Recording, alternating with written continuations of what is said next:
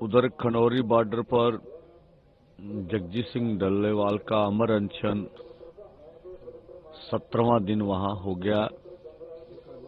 उनकी सेहत बिगड़ रही है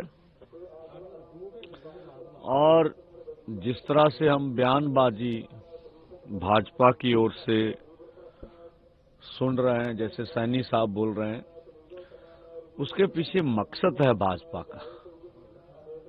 पहले ये कार्य खट्टर जी करते थे कि मोदी सरकार निशाने पे ना आए, प्रधानमंत्री जी देश के किसान मजदूर से निशाने पे मत आए, और सारा मीडिया में जो मुद्दा है वो पंजाब वर्सेस हरियाणा बन जाए।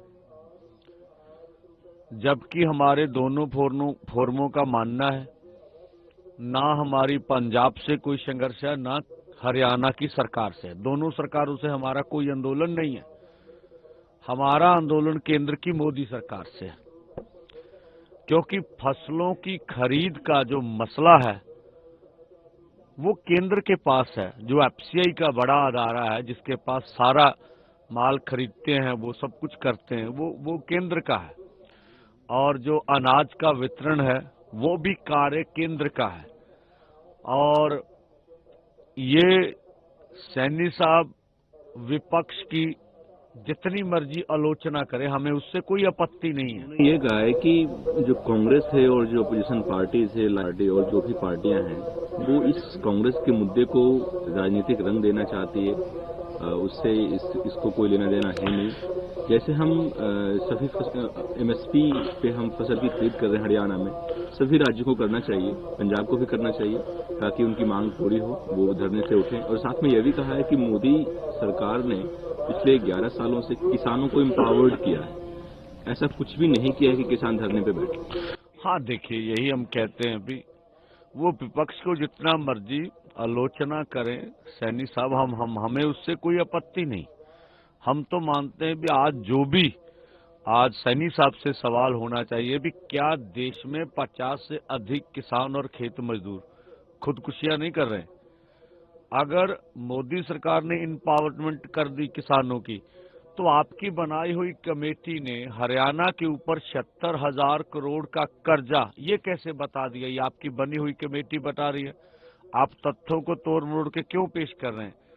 और जहां तक सवाल वो बोलते भी, जिस तरह से हम दे रहे हैं 23 फसलों पे, कभी 24 फसलों पे एमएसपी पे फसल की खरीद हो रही है, ये सवाल है। फसल की खरीदी, एमएसपी का ऐलान करना कोई बड़ी बात नहीं है।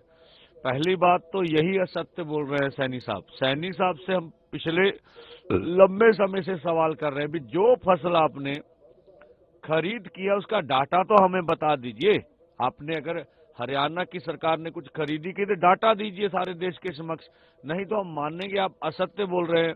दूसरा, आप केंद्र के खेती बाड़ी मंत्रालय की वेबसाइट पर जाइए, वहां धान और गेहूं के अलावा बाकी फसलों की खरीद तो शून्य के करीब है, बहुत कम है। तो इसलिए ये मुझे लगता है वो केंद्र के विषय को राज्यों के ऊपर थोपना चाहते हैं, जो हम लग समझते हैं।